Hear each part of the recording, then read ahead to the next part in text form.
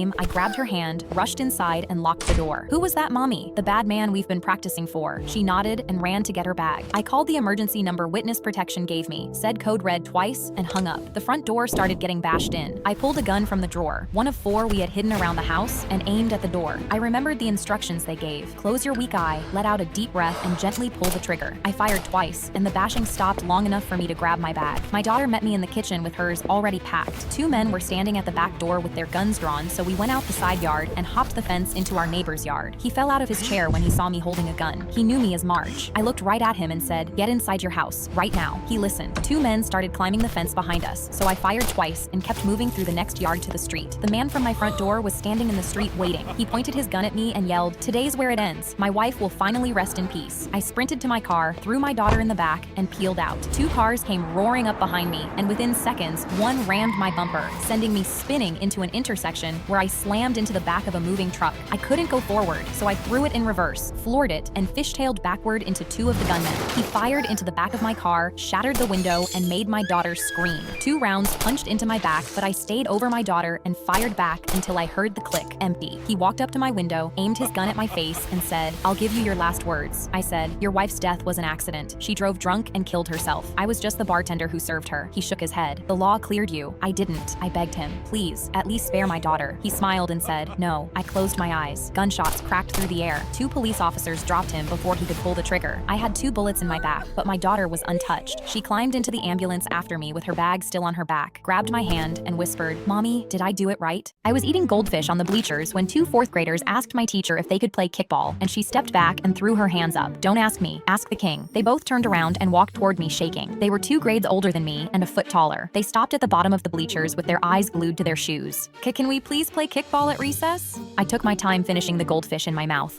I wiped the orange dust off my fingers onto my jeans. "Tell me why." They both forced their eyes up to meet mine. The shorter one mumbled it was his birthday. I flicked my fingers like I was swatting flies. "Have fun." They thanked me 4 times each before sprinting off. I reached into my bag for another handful of goldfish. A minute later, Mrs. Givens walked over with her hands clasped together. "Sorry to bother you, sweetie king. There's a 3rd grader telling kids they can't use the swings today. I told her to bring him to me." She nodded and walked off to find him. That's when a teacher I'd never seen before stormed across the yard pointing straight at me. "What in the world is going on here? Why are these children acting like you're in charge?" Mrs. Givens sprinted back over and grabbed his elbow. Stop talking right now." The new teacher yanked his arm away and turned back to me. "I am not letting a 2nd grader run this playground." He marched up the bleachers and grabbed my wrist. "You're coming with me to the principal's office right now." Before he could pull me down, 2 men in black suits came running across the yard. They slammed him into the grass and pinned his hands behind his back without saying a word. I climbed down from the bleachers and crouched next to his ear. "Don't you ever disrespect me again." I dropped a goldfish into his mouth, stood up, and walked off. That's when the principal came running out of the building. He took one look and dropped to his knees. "Please forgive us, Miss Sweetie King. Mr. Dealwood will be fired by the end of the day." I kept walking past him without a word, munching on goldfish. The principal slapped Mr. Dealwood in the back of the head. "You idiot! Her family runs the entire underground crime scene." We were sitting in the living room watching Shark Tank when my daughter looked at me and said, Mommy,